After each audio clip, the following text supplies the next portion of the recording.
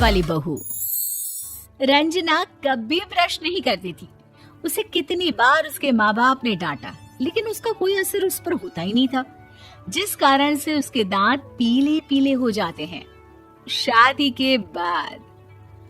अरे बहू, वैसे तो तुझ में कोई कमी नहीं है, पर तेरे दांत इतने पीले कैसे हैं बेटा? कैसे मतलब? कोई सर्जरी थोड़ी ना कराइए। वो तो क्या नाम, मैं ब्रश नहीं करती थी तो पीले हो गए। अब क्या करूं? आप कहें तो लाल करवा लूं या फिर काले? यार ये क्या है, क्यों माँ से लड़ रही हो? लड़ रही हूँ? अरे मैं लड़ रही हूँ या ये बोल रही है कि दांत पीले हैं, पीले। अरे तपस्या थोड़ी ना की है इन्हें पीले करने के लिए। बकायदा ब्रश नहीं किया है 20 साल तक, तब जाकर। छी, कैसी बात कर रही हो?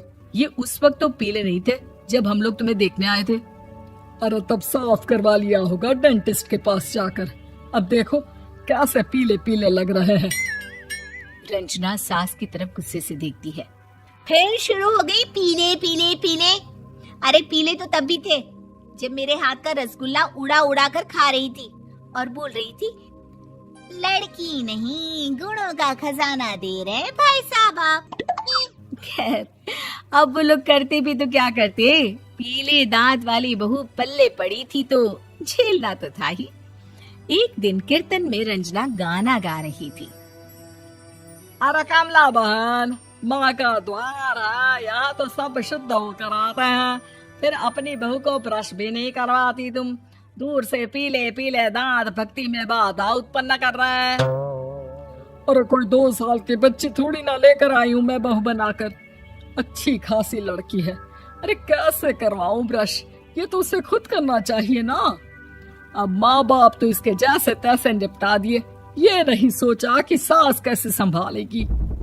सास बहू को लेकर घर आ जाती है, लेकिन सोच लेती है कि अब इसे लेकर कहीं नहीं जाएगी। अगले रोज बहू कहती है, अरे क्या हो गया, मंदिर नहीं जाना क्या? कीर्तन का वक्त हो रहा है। मेरी मधुर वाणी से कान्हा जी जागते हैं और सोते हैं। आप तो जानती है ना उनकी भक्ति में कितना मन लगता है मेरा। वो क्या है ना, तबीयत ठीक नहीं लग रही है मेरी, आराम करूंगी मैं। तबीयत ठीक नहीं लग रही? अभी तो मिथुन के गाने पर नाच रही थी आप, और अब बोल रही है कि तबीयत ठीक नहीं लग रही। अरे भक्ति में मन लगा लो सासू माँ, ऊपर जाना है, क्या मुंह दिखाओगी आप? हाँ? सास को बहू की बात पर गुस्सा आ जाता है। मैं क्या मुंह दिखाऊंगी, इसकी चिंता तो ना कर, समझी?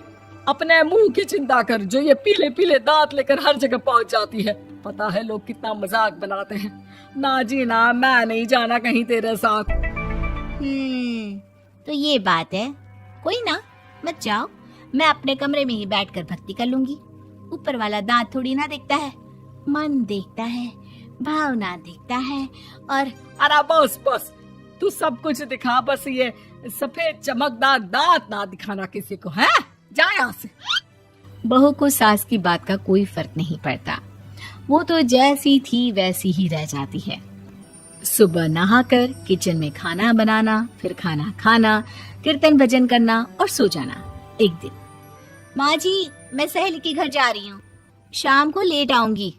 हाँ हाँ तो जाना, मैंने कौन सा तेरी आरती करनी है घर पर बैठकर। रंजना सहेली के घर जाती है, जहाँ वो पार्टी में जाने की तैयारी कर रही होती है। अरे शिखा, कहाँ जाने की तैयारी कर रही है? मैं गलत वक्त पर आ गई क्या?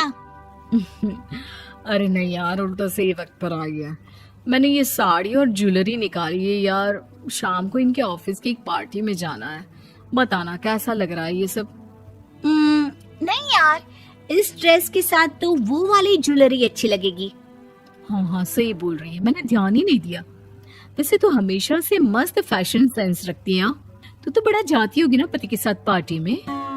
रंजना कुछ नहीं बोलती, बस सोचती है कि यार काश ये बात सही हो जाती, पर मैं क्यों नहीं जाती पार्टी में? क्या इन लोगों की कोई पार्टी होती नहीं होगी? रंजना घर आती है और रात में पति से सवाल करती है, एक बात बताइए, आप मुझे किसी पार्टी में क्यों नहीं ले जाते? क्या आपके यहाँ ऑफिस में पार्टी नहीं होती? पति बेचारा क्या कहता कि दांत पीले हैं तुम्हारे इसलिए। अरे कोई पार्टी होती नहीं हम लोगों के ऑफिस में, तो कहाँ से लेकर जाऊं? और मार्केट, मॉल, कहीं वीकेंड घूमना, कहीं तो। अरे यार, सारे हफ्ते में एक छुट्टी मिलती है, तो सोचता हूँ कि आराम ही कर लूं। क्यों? रंजना मन मार के रह जाती है। पहले कभी सास के साथ मंदिर जाया करती थी, लेकिन वो भी सास ने ले जाना बंद कर दिया। घर बैठी बैठी रंजना बोर हो जाती है। तभी उसे आइडिया आता है और वो मायके जाने का सोचती है।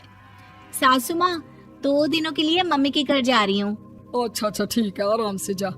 और हाँ, माँ से कुछ अच्छी आदत सीख कर आना कि कैसे शरीर के हर भाग की तरह दांतों की सफाई भी जरूरी होती है, समझी? शुरू हो गई ना आप। वो लोग आपकी तरह नहीं है कि छोटी छोटी बात का बतंगड़ बना दे। उन लोगों के लिए मैं मायने रखती हूँ, ना कि मेरे पीले पीले दांत।